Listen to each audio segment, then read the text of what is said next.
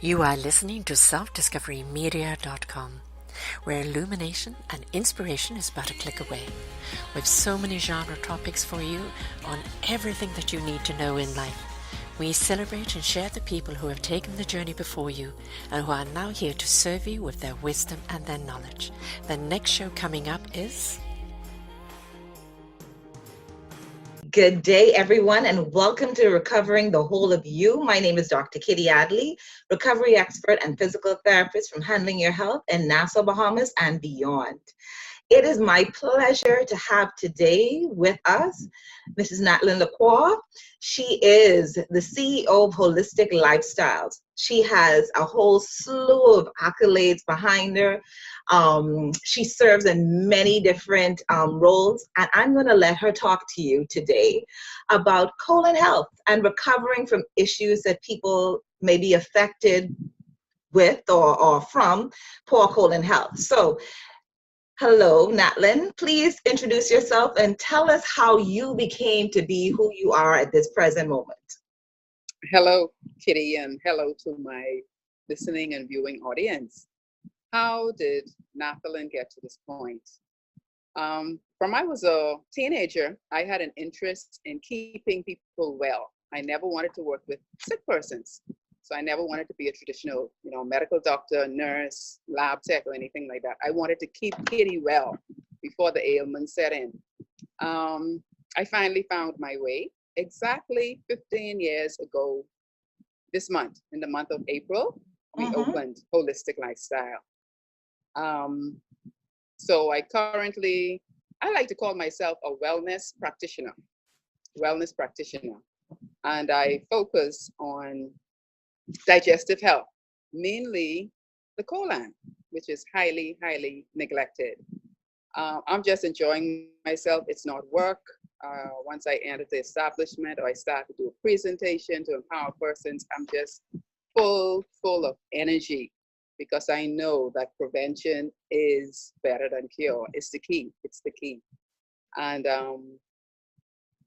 there's just so much things that we are currently doing to help persons in the wider community right here in the Bahamas. And also when I have the opportunity to travel abroad, I empower persons on little things that they can do to help themselves. Fantastic. We've known each other for quite some time. I think the first time we met is I was doing some continuing education at our tertiary institution, which is now the University of the Bahamas. And I think that was really our first encounter. And we couldn't seem to get out of each other's way ever since. I think one of my first opportunities of being able to educate and advocate on a wider basis was the opportunity you extended for me to come onto your radio show. Yes, Simply Healthy. Simply Healthy. Could you talk a little bit more about that? Well, Simply Healthy is a health program that I currently run through one of our local radio stations, which is connected to the Seventh-day Adventist Church. You know that the Seventh-day Adventists are high proponents for health and wellness and prevention. And so I have persons like yourself and other health practitioners come on and talk about ways that we can maintain our overall health from head to toe, our mental health, our physical health, and also our spiritual health. And of course, the shows that you have done about 2-3 years ago, they continue to be a hit. I just saw the radio coordinator the other day, and she said, tell the Kitty lady she needs to call us because she needs to be, she needs to be paying some money because persons are just calling for that service, Yeah, so I enjoy it, and we talk about just about everything, body, mind, and spirit. Yeah. And that show is actually 7 years old. Well, congratulations. And again, thank you for giving me the opportunity to have a voice on that show. Yes. Today, I have the opportunity to extend that to you. And I am, again, like I said, I'm so honored. And I really wanted you to come on because we were celebrating Colon Health Month, which was what, March or April? March, right? Yes. So, but you had such a busy schedule because, like I said, one of your roles is also, I think it's the coordinator, or what is your role in? I'm the health director for the South Bahamas Conference of Seventh-day Adventists. Right. Which keeps me extremely busy. But I'm learning to cut back on your advice. Good. So I know these moments that you're going to spend with us are very valuable. So let's just jump right in and let's share with people. So you said you take care of digestive health. You want to make sure people stay well in that area. Explain to us what digestive health is, please. Digestive health is one of the systems that God blessed us with when He made us. We have the muscular system, the nervous system, and various other systems. But today, I want a digestive system. Closely, the colon, which is totally neglected. A lot of persons do not pay attention to colon health. Mm-hmm. The laxative industry has gone $1 billion overnight, Kiti. If you stop to a service station, there are laxatives there for sale. Mm-hmm. And obviously they're needed, and persons are buying these things because of poor digestive health, meaning getting proper bowel movement. So today I just want to share some information on how to preserve and also how to recapture proper digestive health. Holistic Lifestyle has been open for 15 years, like we said earlier, and it continued to grow. Currently, we have physicians who are referring persons because they definitely are now seeing the correlation between wellness and digestive health. Persons are going into their practices with abdominal pain and also upper digestive issues, just to find out that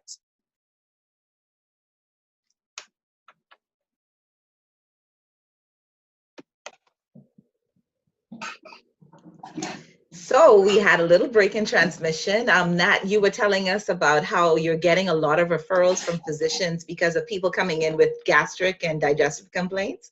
Could you continue for us, please? Certainly. Sometimes clients come in as a result of being referred by the physician because they were having abdominal discomfort to the point of pain that where it needed medical intervention. And they would go to the physician just to be examined and also have an X-ray or an ultrasound done just to show the 5 feet of colon bulging and pulsating with feces. Wow. And so they would tell them, well, either come and have it done or to try and get on more fiber and also water. What is so amazing, Kiti, is that, persons who try to consume more water and fiber, which is definitely needed because that is what we promote. We want you to get bowel movements based on what you're consuming. But what is so interesting is because the colon is so extended with all hardened waste, because, the longer that it sits there, it gets more and more dehydrated, especially the piece that is nearer to the rectum.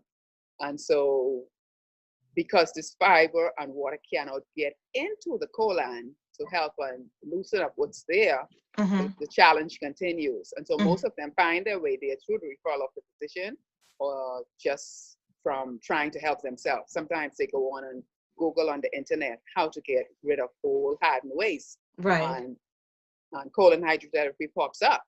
And guess what? Nat's Holistic Lifestyle pops up first. And so that's the way the web designer did it. So I'm appreciative to him for that. And so they would come in to the practice to have this, colon hydrotherapy done. Okay. And colon hydrotherapy is simply the, cleansing of the colon with warm, purified water. And it's not new. It dates back to the 18th century. Most women who would have had babies would have had an enema done just before the delivery of the baby to avoid feces coming out when they're actually bringing out their newborn. And so colon hydrotherapy is simply the extension to an enema, but of course it's more controlled, it's safe, it's effective. And so when they come in, we would give them a form to complete. Of course, we assess all of our clients coming in. We do not give this procedure to everyone, even though it's something for prevention, and it's not a medical procedure. It's not a medical procedure.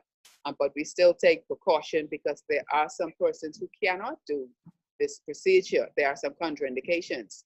Of course, pregnancy is not an illness, but pregnant women we do not administer this procedure because it could put you into early labor.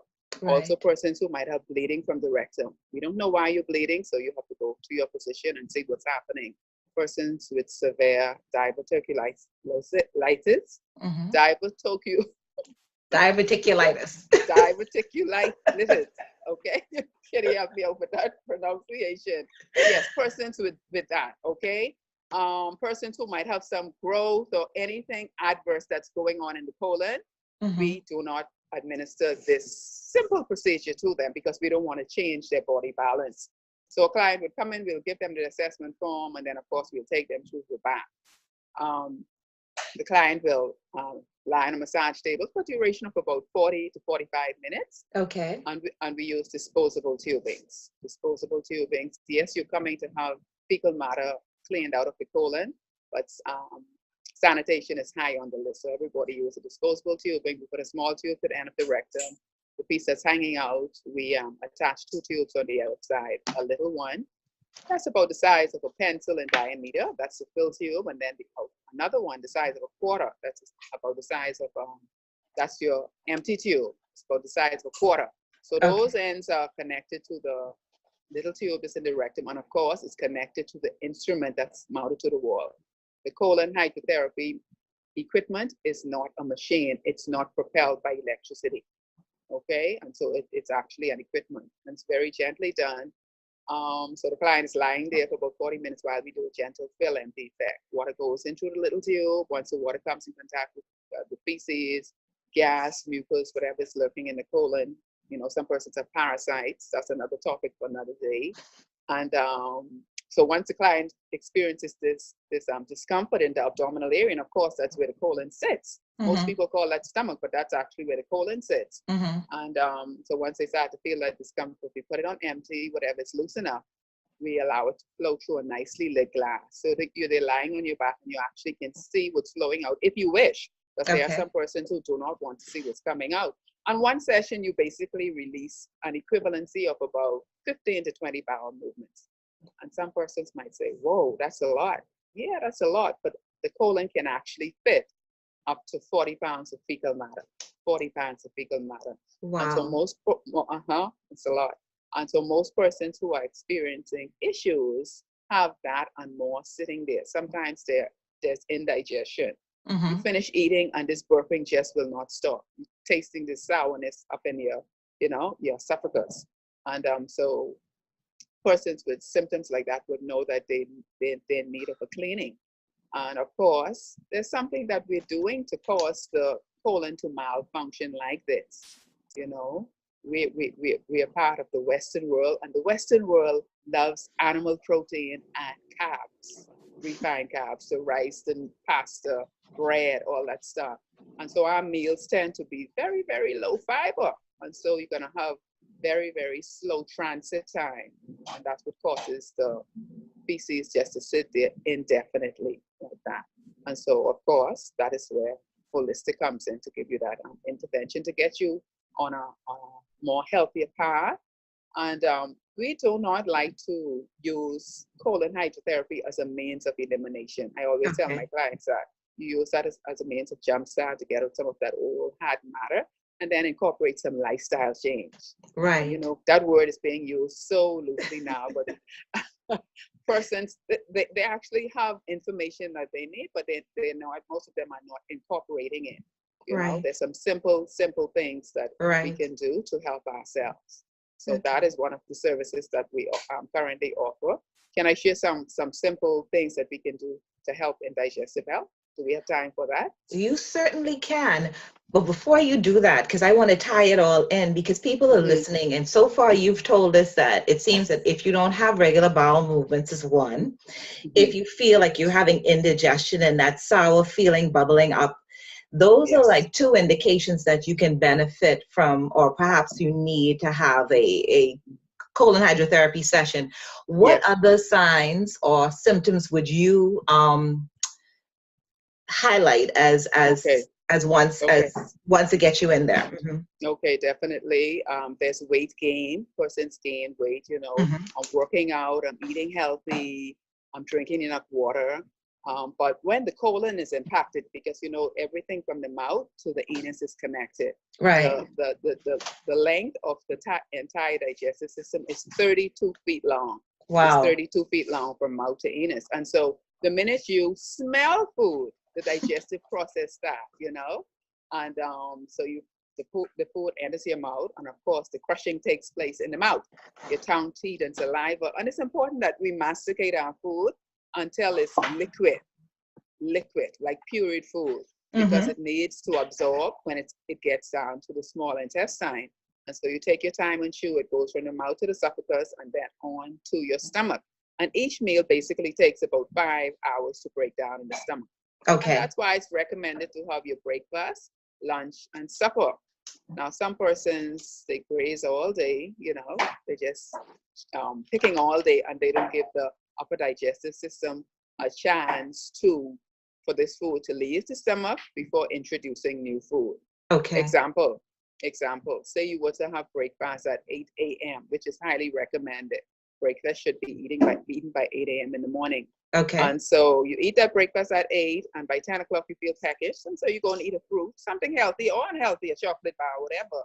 But that breakfast that you eat at 8 comes to complete halt to wait for this new food that that has now entered the mouth. Because the minute food touches the tongue, the brain sends the message that, hey, now it's having another meal. So of course, gastric juices, digestive enzyme forms in preparation for this new food that's coming. So now you have your breakfast and your snack. And so 1 o'clock rolls around and you say, oh, everyone else is eating, so I'm going to eat too. And so all that food is sitting there, your breakfast, your snack, and your lunch at 1 o'clock. And so you get home and supper. So all the food is basically sitting in the stomach, when in fact we should have given a 4 to 5 hour break for the food to leave the stomach before introducing new food. So each meal basically propels the next. You eat your breakfast, you release lunch from yesterday. You eat your lunch, you release supper from last night. When that does not happen, you have a buildup of fecal matter in the colon, and when that sits there indefinitely, a lot of things happen. Okay. We have good and bad bacteria in the colon to aid in digestion at that level. But when the old hardened waste sits there, the bad bacteria tend to feed from it. And so, of course, the bad bacteria overrides, and hence you get odors, Feces should not have an odor. You should be able to use the restroom, someone going there behind you, and it's like they don't know what you are doing. And so we need to every time we eat, we should pass, and that's not your current meal. Okay. Feces should be nice and a light brown in color. So nice, light brown, and nice and fat like a plantain or bigger, not piecey and lumpy, and just using like half a roll of tissue just to clean yourself. Right. That's a sign of impaction, and you do not want your colon to be impacted. Persons who are experiencing severe fatigue, that is one of the things that can be happening. The colon is full, and so when the colon is full, of course, the small intestine gets compromised, because that comes right before the colon, and that is where absorption of nutrients take place. And so if the colon is full, small intestine is also full of nutrition at that level, but it is too much to be assimilated into the bloodstream. So you're eating, but the nutrients is not getting to the blood. That's like your car is full of gas, but the gas line is clogged. And this is interesting because we're promoting physical activity to treating or addressing so many diseases and conditions, and you're asking people to become more physically active. But if they're having underlying issues like an impacted colon and are not able to absorb the nutrients they need to give the body the energy to be physically active, this is where one of the challenges are. And I'm so glad you brought that up. So if anybody's listening and has fatigue that they can't explain, maybe that's something that you need to explore and examine. Thank you very much, Nat. Go ahead. I'm sorry, that was just a good point for me. That's fine. Yes, and we do have a lot of persons come in with severe fatigue. Another biggie, Kiti, this is a big one, because there's some persons out there with some horrible halitosis, and my heart goes out to them, because it's not oral. They've been back and forth to the dentist. Right. The dentist said, I don't see anything, no gingivitis, your mouth, the teeth look good, the gum looks good, but it's actually coming from the gut. It's one way in and one way out. Wow. And so persons tend to come in to get cleaning. Sometimes the dentist send it, and I'm so happy that is it's catching on. It's catching on that there's a great correlation with wellness and colon health. Right. If we ignore the colon, we're going to continue to be sick. One time I'm going to share this little story with you for a couple seconds. There was a meeting of the body parts, and all of the body parts are saying, I'm the most important because I do such and such. I say, you can see where to go. And the brain said they can do such and such. And so the colon is right there trying to put up its hand, and everyone, man, sit down. You're not important, So of course they didn't hear what the colon had to say. And then the colon decides, I'm going to stop working. And guess what happened? The body died. The body died. It just got too septic, toxic. And the whole body. Toxins are real. They're real, and they emanate right from the colon. And so we want to encourage persons to make some lifestyle changes. Eat differently, eat differently. Of course, our diet here in the Bahamas is high refined starch and a lot of animal protein. Right. And both of those foods are like low fiber. The recommended daily amount of fiber is now 40 to 50 grams. It used to be 30 to 40, but they've upped it because they see the importance of regular bowel movements and issues that's going on in the colon, especially colon cancer, colorectal cancer. I have been doing some research on that because up to like 2 years ago, I said, no, I cannot speak to that because I was not well versed in it. But in speaking with my gastroenterologist, Dr. Carter, he confirmed that is one of the things. And so it's very, very important to have your bowel moving. And I've also, read up in the American College of Gastroenterology that there is a correlation. Waste should not sit in your colon indefinitely. Okay, so it definitely contributes to that. And I want to encourage persons at this juncture, because we don't want to run out of time or forget. Having a colonoscopy is very, very mandatory, okay? Especially for persons who are 50 and over. Okay. 50 and over, you need to go and have that screening done. Just like how we do the mammogram at 40 and the men do their prostate at 40. That's if nothing is going on. Of course, you'll do it younger because the colorectal cancer is actually hiking. Okay. It's actually hiking. And so they're trying to encourage more persons to have that screening done. And of course, they can have it done privately or publicly at the hospital, but it needs to be done. It helps to save lives. The colon is one part of the body that is totally reversible if it is caught early. I know I had my first colonoscopy last year, March, when the special was going on, because of and so I caught that. And Dr. Carter found 3 polyps. 3. And so, of course, they send them off to be checked out. Right, biopsied. And, of course, everything was fine. And so I encourage you to go in and have that done. Okay, that's very, very important. And I also encourage you to up your fiber. The plate method. You might not know the plate method, but it's important that you eat half a plate of vegetables, quarter plate of starch, and just a quarter plate of protein. We don't need more than 3 to 4 ounces of protein per meal. If we're eating more than that, we're just having rich passes. We're actually wasting all the protein because the body cannot benefit from it. And we want to get on a 3-meal plan. Okay, your breakfast, lunch, and supper. If at all possible, you really, really want to cut off your eating no later than 7 p.m. in the evening. Okay, no later than 7 p.m. in the evening. You actually want to stop eating at least 4 hours before you go to bed. Okay. And Kitty, let me see how smart you are. What time is bedtime? Bedtime should be, it should be 9. It should be 9, yes. 9 to 9:30. 9 to 9:30. 10 o'clock, the absolute latest, so that you can get that 8 hours of sleep, because that's when rejuvenation takes place. And it's fruitless for you to lie down and sleep right after having, some vegetables, some protein, and some starch, because say you were to eat at 8 p.m. and there are a lot of persons, based on persons who would have come into Wholistic, Mm-hmm. who are basically eating between 8 and 10 at night. Yes. I know some who eat 11, 12, but we're not even going to talk about those today. So say you were to eat at 8 p.m., okay? Mm-hmm. Animal protein takes 5 hours to leave your stomach. Mm-hmm. Okay, so 8, 9, 10, 11, 12, 1 o'clock, that hits your small intestine. And so your system is just working all night while you should be resting and rejuvenating. There's distraction with the digestion.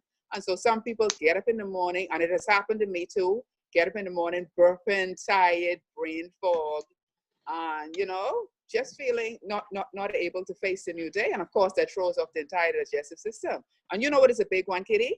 Some of these people, and it has happened to me too, you eat late, so 1, 2 o'clock, you wake up in the morning, bright eye and bushy tail, and you're like, man, I'm having insomnia. It's not insomnia. It's because you're fueling while you should be sleeping. Okay, it makes sense. You still should be. So some persons, they come in, they're like, I'm having insomnia.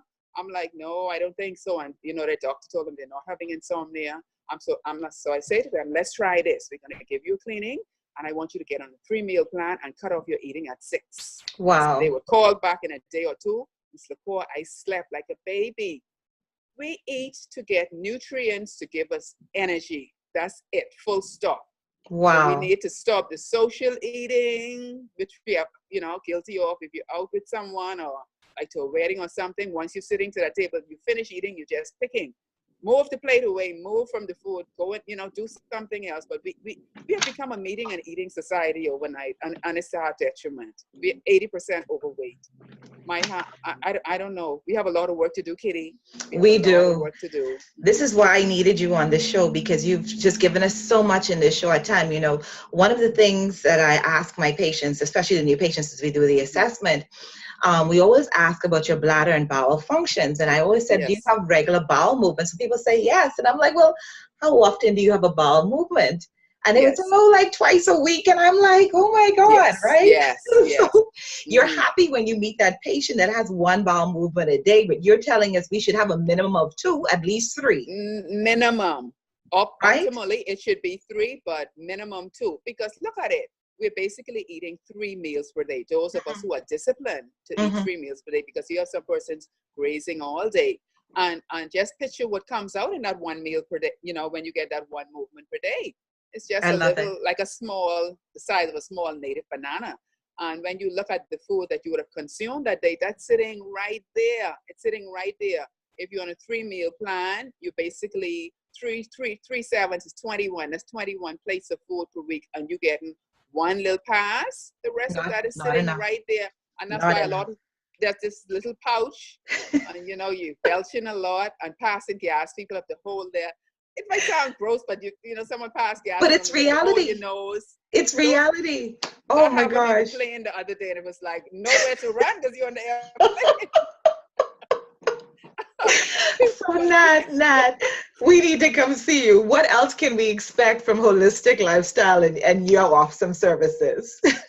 Well, you can expect a turnaround because we are about holistic living. We're not just there to clean out the feces, which is something that needs attention. It definitely, people don't like to talk about it, but it needs to be talked about, and it needs to be given attention.